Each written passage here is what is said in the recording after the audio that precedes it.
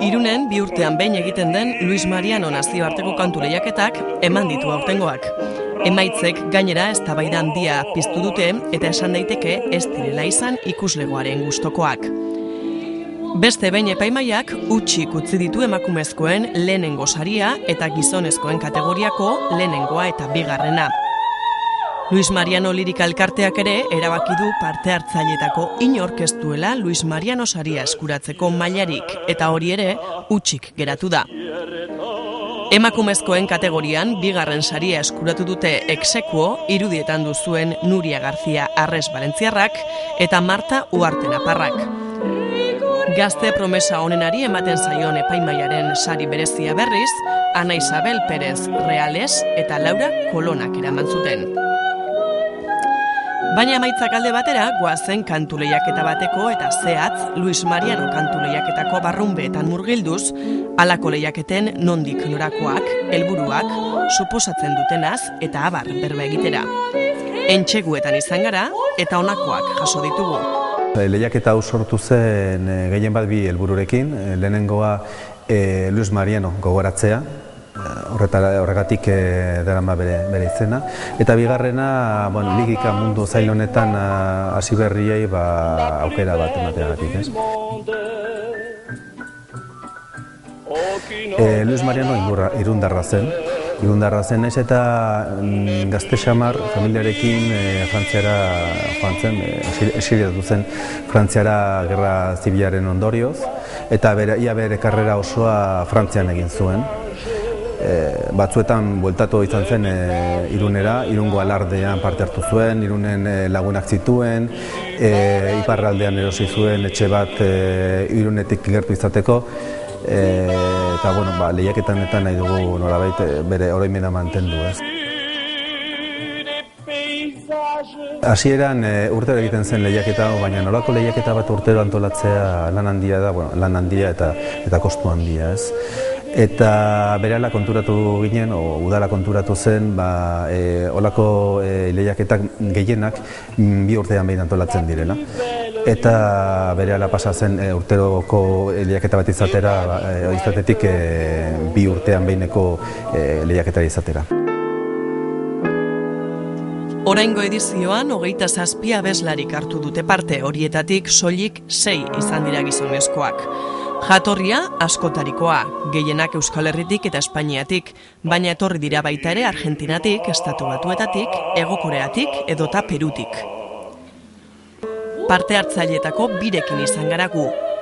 Emakumezkoen kategorian exekuo bigarren saria eskuratu duen Nuria García Arres Valentziarrarekin eta Perutik etorri den Jorge Tello Rodríguezekin. Lo de Irún, pues eso, era una oportunidad más y era, aparte de la curiosidad personal de venir aquí a Irún, conocer y seguir conociendo más cantantes de todo el país, del País Vasco también, que algunos conocemos, otros no, y bueno, aquí vienen bastantes.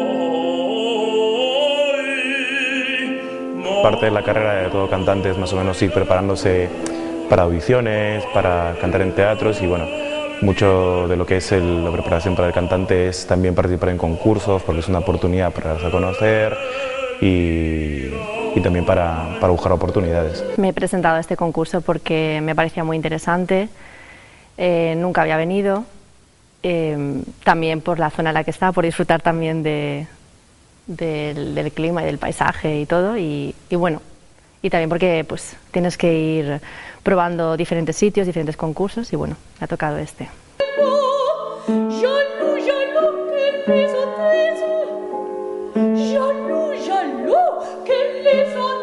Ante todo poder vivir de ello, ya que he estado muchos años preparándome y intentarlo, ¿no? Por lo menos que no te quede el decir que no lo has intentado, la meta que tú tienes pensada. Pero sí, simplemente vivir de ello, disfrutar del escenario y ir a más, ir aprendiendo más y más y más y bueno.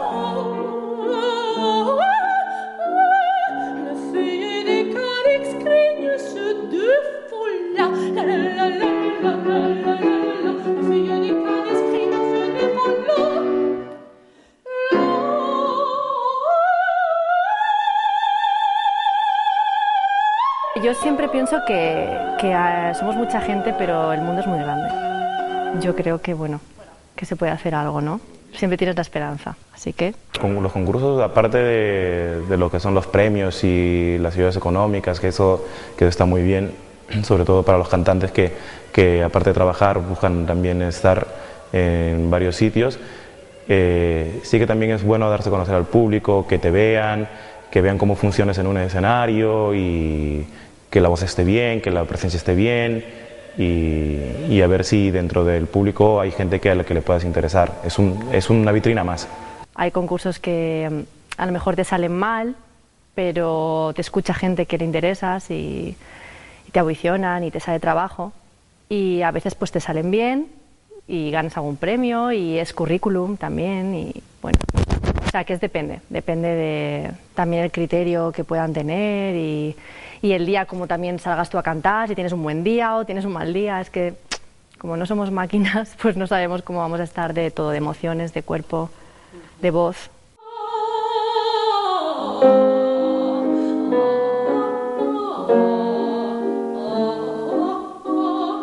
Es un concurso duro, más que nada porque hay mucho repertorio y eso también es no sé, es algo que te llama mucho la atención, ¿no? De decir, a ver, qué es lo que, hasta dónde llego, cómo aguanto, ¿no? Porque hay otros concursos que te piden menos repertorio, ¿no?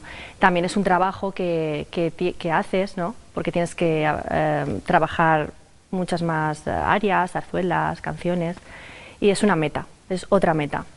Y en fin, por lo demás bien, no, la verdad es que las demás bases no puedo decir nada malo.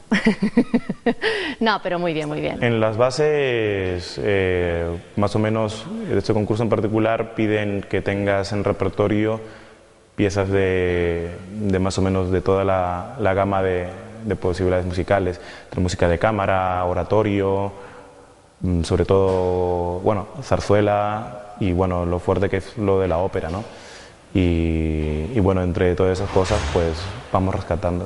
Agian gogorrak dira oinarriak ez, baina gure ustez, beharrezkoa da erakustea ze gaitasunak dituzten lehiakideek, ez. Horretarako eskatzen zaie, esate baterako, ez, gutxienez 3 hizkuntzatan kantatzea. Osea, beren obrak idazita egon behar dituzte 3 hizkuntzatan. Hori gutxieneko kopurua, ez. Guztira 10 obra aurkeztu behar dituzte. Kanporaketarako kantatzen dituzten obrak dira haien aukeratutakoak, baina hortik aurrera epaimahaikideek erabakitzen dituzte ze obrak kantatuko dituzten. Osea, 10 horien artetik zeintzuk kantatuko dituzten. Eta, bueno, onartzen da bai opera ariak aurkeztea, zarzuela ariak aurkeztea, opereta, lied, oratorio, bueno, formato desberdinak, baina beti ere muga batzuk jarrita, esan nahi dut, gehien bat garrantzia ematen zaio operari, operako oberrei, ez. Bai, zentzu horretan, bueno, bai, izan daiteke nego gogorra, baina azkenean haiek erakutsi behar dute gauza direla modu honetan, bueno, aurrera egiteko, ez, eta horretarako kontua da, bueno, erakutsi behar dela hori, hainbat musika pieza desberdinak, hainbat hizkuntzatan, hainbat ezaugarri desberdinekin kantatzeko gai direla. Sale la luna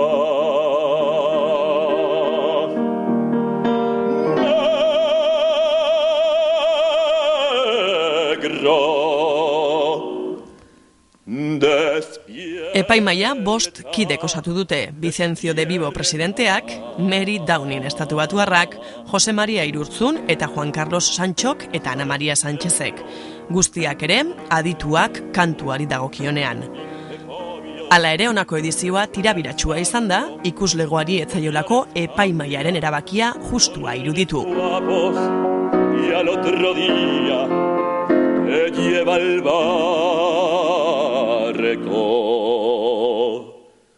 te soba el cuero, te quita el mando, te da la pena y en